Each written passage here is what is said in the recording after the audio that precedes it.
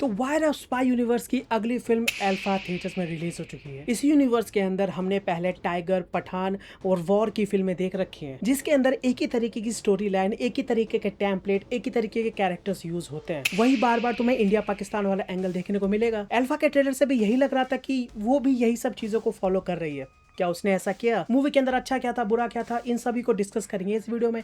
लेकिन उससे पहले अगर तुम लोग इस चैनल पे नए हो, प्लीज सब्सक्राइब, और अगर वीडियो पसंद आ जाए बाद में लाइक भी करते जाना। बाकी कमेंट सेक्शन तो खुला ही है। तो मैं अपना रैंट चालू करूं उससे पहले मूवी के सिनॉप्सिस के बारे में बात करते हैं बिना स्पॉइलर के। लेकिन बात करके फायदा क्या है? अगर तुमने इसका ट्रेलर देखा है तो मूवी एग्जैक्टली उसी कहानी को फॉलो करती है, beat by beat. Fateh Singh एक इंडियन सोल्जर एक सीरम का यूज करके सुपर सोल्जर बनाना चाहता है। किसी वजह से उस प्रोग्राम में प्रॉब्लम आ जाती है, फिर वो रोग चला जाता है। क्या वो सीरम को पूरा कर पाया? ये सीता के नाम की कैरेक्टर कौन है? शर्वरी का इसमें क्या काम है? रॉ चीफ इसके अंदर क्या कर रहे हैं, जिसको अनिल कपूर ने प्ले किया है? इन सभी चीजों को हम अनफोल्ड होता हुआ देखते हैं इस फिल्म में, जिसका सेटअप इन्होंने बढ़िया कर दिया था। मूवी की जब शुरुआत हुई थी, कहानी अपने आप को अच्छे से सेटअप करती जा रही थी। इसके सेटअप के अंदर ही मुझे कुछ प्रॉब्लम्स दिखने लगी थी, पर जो कि ये मूवी की शुरुआत थी मैं इग्नोर कर रहा था।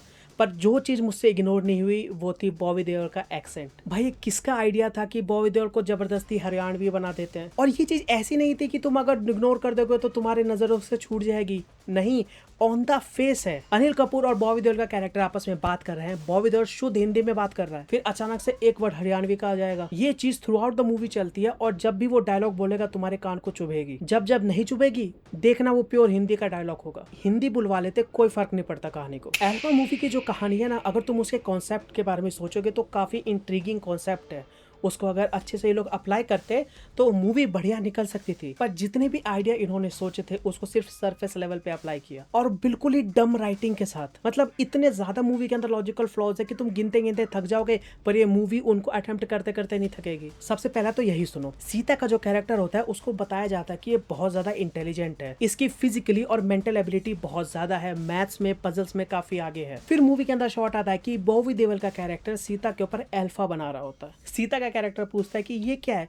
वो कहता है अल्फा एक Greek letter. Wait a minute, उसको मैथ्स अच्छे से आती है, वो पजल वगैरह सॉल्व कर लेती है, और उसे ये नहीं पता कि अल्फा कैरेक्टर क्या है। I mean come on man, ये बहुत छोटा सा इशू लग रहा होगा, पर भाई मैंने मैथ्स पढ़ी हुई है, फिजिक्स की हुई है, और ऐसा कोई भी बंदा नहीं होगा जिसने ये थोड़ा सा भी पढ़ा हो और उसे अल्फा कैरेक्टर के बारे में नहीं पता। एनीवे, फिल्म का जो स्क्रीन प्ले है वो कहानी को एक इंटरेस्टिंग वे में प्रेजेंट तो करता है। जो इवेंट्स है उनके टाइमलाइन को आगे पीछे करके तुम्हें कंपेलिंग स्टोरी दिखाने की कोशिश करता है। पर हमें ट्रेलर से सारी कहानी पता ही चल गई थी, इसलिए मूवी बहुत ज्यादा प्रेडिक्टेबल हो जाती है। इतनी ज्यादा कि तुम फिल्म के अंदर बोर होने लगते हो। जब कैरेक्टर्स आया है, वो अपनी दास्तान सुना रहा है और तुम्हें एग्जैक्टली पता है कि उसके साथ क्या हुआ है, तो वहां पे मैं बस यही चाहता कि भाई समझ गए ये हुआ है, अब आगे बढ़ो। पर मूवी अपने पेस पे आगे बढ़ती है, धीरे धीरे धीरे, जैसे तुम छोड़ो, मैं फ्रस्ट्रेट हो गया था। एंड तक आते आते तो लग रहा था कि बस एक एक्शन मोन्टाज चले जा रहा है, जो खत्म होने का नाम ही नहीं ले रहा, क्योंकि कहानी ऑलरेडी कंक्लूड हो चुकी है। कौन सा कैरेक्टर क्या है सब पता है, पर मेकर्स ने जो बहुत बड़ा एक्शन क्रिएट किया है उसको कैसे जाने देते। इतने पैसे खर्च हो गए तो उन्होंने स्क्रीन पे डाल दिया। अब हमने भी पैसे दे रखे हैं फिल्म देखने को, तो हमें भी जबरदस्ती देखनी पड़ रही है। इस फिल्म के अंदर एक पॉइंट था जो कि इन्होंने ट्रेलर के अंदर रिवील नहीं किया था, जो कि मूवी के अंदर इंटरेस्टिंग हो सकता था, पर वो भी इन्होंने पहले 15 मिनट में ही रिवील कर दिया। देख के ऐसा लग रहा था कि ये लोग मिस्ट्री क्रिएट करना ही नहीं चाहते थे। एक simple straight forward action film, वो पॉइंट फिल्म की कहानी के लिए बहुत ज्यादा इंपॉर्टेंट है। मूवी का इमोशनल कोर था वो, पर एक तो उन्होंने पहले ही दिखा दिया, और बाद में जब उसको प्रोसेस कर रहे थे, उसको अच्छे से दिखा रहे थे, वो भी ढंग से नहीं कर पाए। इमोशन कुछ जनरेट ही नहीं हुआ। पर चलो, इस पॉइंट को तुम थोड़ा सा इग्नोर भी कर दो, क्योंकि हो सकता है क्रिएटिव चॉइस है। लेकिन मूवी का जो एक मेन पॉइंट है जिसकी वजह से एक पूरा कॉन्फ्लिक्ट पैदा होता है और प्लॉट आगे बढ़ता है, वो सिर्फ इसलिए हुआ क्योंकि विलन की खुजली हो रही थी। लिटरली अगर विलन वहां पे वो डायलॉग नहीं बोलता, जानबूझ के बोला था उसने, इसलिए नहीं कि उसमें उसका कोई फायदा है, नहीं, बल्कि इसलिए उसने बोला क्योंकि राइटर्स चाह रहे थे। सही में जब बॉबी देओल का कैरेक्टर वो डायलॉग बोलता है जिसकी वजह से ये पूरी सागा चालू होती है, कोई रीजन नहीं था उसका वहां वो पॉइंट बोलने का। अगर वो नहीं भी बोलता तो उल्टा उसके लिए फायदा ही होता। मूवी के अंदर इतने सारे लॉजिकल फैलिसीज है भाई, कितने गिनाऊं मैं तुम्हें? 2-3 गिना देता हूँ जो बहुत बड़े बड़े हैं। सबसे पहला तो ये कि मूवी अपना अल्फा रूल कोई फॉलो नहीं करती। मूवी के अंदर एक सीरम है जिसको अगर तुमने लगा लिया तो तुम्हारे अंदर सुपर सोल्जर वाली पावर्स आ जाएंगी, जो कि सीता के कैरेक्टर के पास है, जिसको आलिया भट्ट प्ले कर रही है, वो उसको इंटेलिजेंस भी देता है, फिजिकल पावर्स भी देता है, पर मूवी इसका यूज करना भूल जाती है। असल में प्लॉट के कन्वीनियंट के हिसाब से आलिया भट्ट के कैरेक्टर के पास पावर होगी, वो अपना दिमाग चला सकेगी, और जब प्लॉट को पसंद नहीं आएगा तो नहीं उसके पास फिजिकल पावर रहेगी ना ही दिमागी। सेकंड हाफ में आते आते तो तुम्हें लगेगा ही नहीं कि भाई ये वही आलिया जिसको हमने फर्स्ट हाफ में देखा था। वो वहाँ चीजें हैक कर रही है, प्लान बना रही है। सेकंड हाफ में उसको पता ही नहीं है कि एनिमी टेरेन में इन्फिल्ट्रेट कैसे करते हैं। ये लॉजिक का अच्छे से ना काम करना पूरी अल्फा मूवी को ब्रेक कर देता है। जब भी ये सुपर सोल्जर वाली बात आती है भाई, तुम उसको नॉर्मली ट्रीट नहीं कर सकते। मूवी के स्टार्टिंग में सीता के कैरेक्टर ने करीबन 20-25 लोगों को यूं ही मार दिया था, बंदी को पसीना तक नहीं आया, और वहीं क्लाइमैक्स में एक से इतना पीटिए कि बेचारी उठ नहीं पा रही है। मूवी के तो जो मेन प्रिंसिपल कैरेक्टर्स हैं, आलिया भट्ट का कैरेक्टर जो कि हीरो है और बॉबी देओल का कैरेक्टर जो कि विलन है, फिल्म के अंदर इनके कैरेक्टर्स को जैसा बनाया गया है और उसके हिसाब से टेक्निकली इनको जो जो चीजें करनी चाहिए थी और फिल्म के अंदर इन कैरेक्टर्स ने जो जो चीजें की हैं, दोनों में जमीन आसमान का फर्क है। और इसके पीछे कोई लॉजिक नहीं है कि इन्होंने ये दूसरा पार्ट जो मूवी में किया वो क्यों किया। सिर्फ एक ही रीजन हो सकता है, राइटर्स ऐसा चाहते थे। फॉर एग्जांपल, अगर मान लो 1+1 2 होता है, लेकिन राइटर्स सोच रहे थे कि नहीं यार ये ज्यादा इंटरेस्टिंग नहीं लगेगा, इसको 1.75 कर दो, तो फिल्म के अंदर वो 1+1 7.5 है। इसी की वजह से जो आलिया का कैरेक्टर है वो उतना ज्यादा कंपेलिंग नहीं लगता। फर्स्ट हाफ में वो कुछ और कर रहा होता है, फिर थोड़ी और चीजें रिवील हो जाती है, उसका कैरेक्टर चेंज हो जाता है, एंड में आते आते तो अचानक से पेट्रोटिज्म का कुछ चक्कर चलने लगता है। सही बताओ तो इस मूवी में देशभक्ति की कोई जगह थी ही नहीं। बॉबी देओल के कैरेक्टर से भी भाई ऐसी चीजें कराई हैं कि तुम अपना सर पकड़ के बैठ जाओगे। जब ये क्लाइमैक्स में पहुंचे, इन्होंने सोचा अब ज्यादा चीजें दिखाने का वक्त नहीं है, और जो ये जासूस है इनसे भी ज्यादा मेहनत नहीं करवाते हैं। जो जो प्लान मैंने बनाया, मैंने अपनी जिंदगी में क्या क्या किया, मैं खुद ही बता देता हूँ। वो होता है ना, अंत में विलन जब जीत रहा होता है कहता है मैं अपनी कहानी बताऊंगा, वही हुआ बॉबी देओल के कैरेक्टर के साथ। भाई क्या ही सोच रहा था मैं। इसके बाद शर्वरी का जो कैरेक्टर है उसका इंट्रोडक्शन मुझे पसंद नहीं आया। एक तो वो कैल्विन क्लाइन का एड लग रहा था, दूसरा पता नहीं उसके कैरेक्टर को इंट्रोड्यूस करने के लिए एक गाना दे दिया जो कि गाना भी उतना अच्छा नहीं था। ओवरऑल उनका इंट्रोडक्शन मुझे पसंद नहीं आया। लेकिन हाँ, एक बात उसके अंदर सही थी कि कैरेक्टर क्या है इसका अंदाजा हमें लग जाता है। और भाई केमियो, हे भगवान, सही बताऊं तो मोस्ट डिसअपॉइंटेड पार्ट इस फिल्म का है मेरे लिए कबीर का केमियो। और सच कहूं तो मूवी का सबसे इंटरेस्टिंग पॉइंट भी, क्योंकि हमें इस फिल्म के अंदर कबीर का केमियो नहीं दिखा, हमें सुपर कबीर का केमियो दिखा है। हमें अपना एक होमलैंडर मिल ही गया जिसको देख के जो एनिमी सोल्जर सबको मारने आ रहे हैं, उन्होंने कबीर का शक्ल देखा और डर के भाग गए। उनको लगा बस कबीर अपनी आंखों से लेजर मार ही देगा। कबीर ऐसे खड़ा हुआ, सामने से एनिमी सोल्जर्स आ रहे हैं, सबके पास बड़ी बड़ी बंदूकें और गोलियां चला रहे हैं, पर कबीर बस खड़ा है। बस वो ऐसे घुमा, हाथ में हथियार, धीरे से फेंका, धीरे से नहीं स्लो मोशन में फेंका और सब खत्म। अब तुम पूछ रहे होगी वो जो बुलेट्स उन्होंने मारी वो कहाँ गई? अरे मुझे क्या पता आ गई, मेकर से जाके पूछो। मुझे बस इतना पता है कि कबीर को इन्होंने सुपर हीरो बना दिया। सुपरमैन, अरे वो उसके जूते साफ करता है। ये सीक्वेंस ऐसा है कि तुम हंस पड़ोगे सही में। पर इस सुपर हीरो वाले एक्शन के बाद जो ये केमियो वाला पार्ट करता है वो मेरे लिए सरप्राइजिंग था। सही कहूँ तो इस मूवी का one of the best part कहूंगा मैं ये। वहाँ पे कबीर, आलिया और शर्वरी तीनों एक साथ हैंड टू हैंड कॉम्बैट में लड़ते हैं। ओ भाई क्या बढ़िया सीक्वेंस बनाया उसे। सिंगल टेक में कबीर के पूरे एक्शन को चालू किया है, फिर वहाँ पे आलिया भी आ जाती है, साथ में शर्वरी भी लड़ने लगती है और करीबन 15-20 लोगों को मारी जा रही है।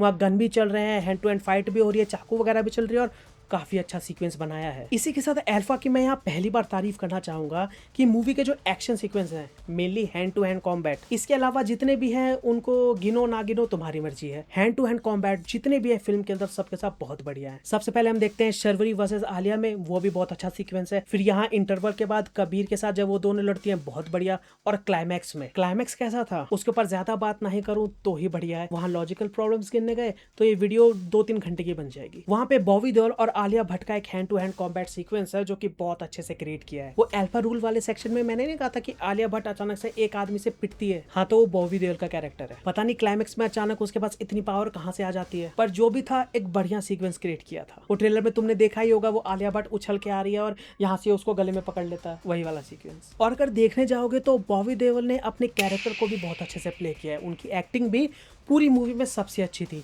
स्पेशली सेकंड हाफ में जब वो अपना विलन वाला मोनोलॉग देते हैं, जो वो बताते हैं कि वो यहाँ पे कैसे आए, उन्होंने क्या क्या किया वगैरह वगैरह। उन्हीं के कैरेक्टर को थोड़ा कुछ अलग सा इमोशन, एक लेयर देने की कोशिश करी है जो कि बहुत अच्छे से वर्क कर जाती है। सही बताऊं तो हमें बॉबी देओल का धुरंधर देखने को मिल गया GTA 6 से पहले, पर वही बात है ना, ये मूवी जहाँ थोड़ा सा चेक करने जाएगी कुछ ना कुछ बिगाड़ के आएगी। जो बॉबी देओल का कैरेक्टर है वो बहुत इनकंसिस्टेंट है। उसके कैरेक्टर को लॉजिकल जो जो चीजें करनी चाहिए थी, जो उसने बाद में रिवील किया, उसके हिसाब से मूवी के फर्स्ट हाफ में या सेकंड हाफ में वो ऐसी चीजें करता ही नहीं है, स्पेशली सीता के कैरेक्टर के साथ। और ये बातें हैं ना, मैं बिना स्पॉइलर के अच्छे से बता नहीं पा रहा हूँ, कन्वे नहीं कर पा रहा हूँ, तो हो सकता है इसका स्पॉइलर वाला एक वीडियो बनाया जाए। तुम्हें क्या लगता है, उस पर वीडियो बनाना चाहिए? नीचे कमेंट्स में जरूर बताना। इसके बाद मूवी के म्यूजिक की बात करें तो बीजीएम ठीक ठाक से था। एक दो मोमेंट्स है जहाँ एलिवेट कर देती है चीजों को। गाने नहीं, मुझे पसंद नहीं है इस फिल्म के गाने। उसके बाद मूवी की एडिटिंग वो ठीक ठाक से ही थी। बस कुछ जगहों पे तुम्हें लगेगा कि इन्होंने कन्वर्सेशंस के बीच में बहुत सारे कट मारे हुए हैं। जब कबीर के केमे वाला पार्ट आता है, कबीर, आलिया और शर्वरी आपस में बात कर रहे हैं,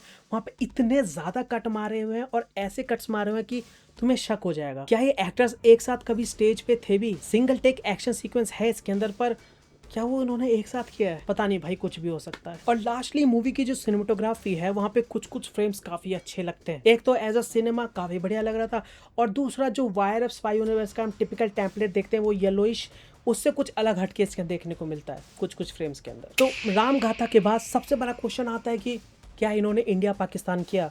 क्या उन्होंने वही सारी चीजें फॉलो करी जो इतने दिनों से इन्होंने सेटअप कर रखी थी, जो हर एक स्पाई यूनिवर्स की फिल्म करती आ रही है? तो भाई हाँ, सैडली हाँ, इन्होंने कुछ चीजें जरूर अलग करने की कोशिश की, पर अंत में आते आते कंक्लूजन वही था कि ये टिपिकल वाईआरएफ की फिल्म है। वही टेम्पलेट, वही स्टोरी, वही कैरेक्टर्स। तो ओवरऑल कहूँ तो एल्फा एक strictly one time watch film है, जहां तुम्हें हैंड टू हैंड कॉम्बैट्स अच्छे देखने को मिलते हैं, पर उसके अलावा जो एक्शन है वो उतना इंप्रेसिव नहीं है। कैरेक्टर्स को सेटअप अच्छा कर दिया था, पर आगे उसको फॉरवर्ड नहीं कर पाए। फिल्म के अंदर लॉजिकल बहुत सारे फ्लॉज है, और सबसे बड़ी बात, ये वायर-अप का वही पुराना टेम्पलेट यूज करती है, फिर से इंडिया पाकिस्तान, वही कैरेक्टर्स। तो अगर तुम ये सारी चीजें फिर से एक बार देखना चाहते हो, इस फिल्म को देख सकते हो। पर यहाँ पे ये भी बात मेंशन करना जरूरी है कि उन सब चीजों को ये बहुत ही अलग तरीके से दिखाती है। मूवी का बहुत बड़ा हिस्सा इन सब चीजों की बात ही नहीं करती। मूवी की कहानी किसी और प्लेन में ही चलती है, और अंत में आके जब कहानी कंक्लूड होने वाली होती है, तब थोड़े बहुत हिंट्स देखने को मिलेंगे। तब तक पूरी मूवी खत्म हो जाती है। इसलिए मैं कह रहा था कि एक बार तो देख ही सकते हो, बाकी तुम्हारी मर्जी। ये थे मेरे थॉट्स। अपने ओपिनियंस नीचे कमेंट्स में बताते जाना, एंड सब्सक्राइब।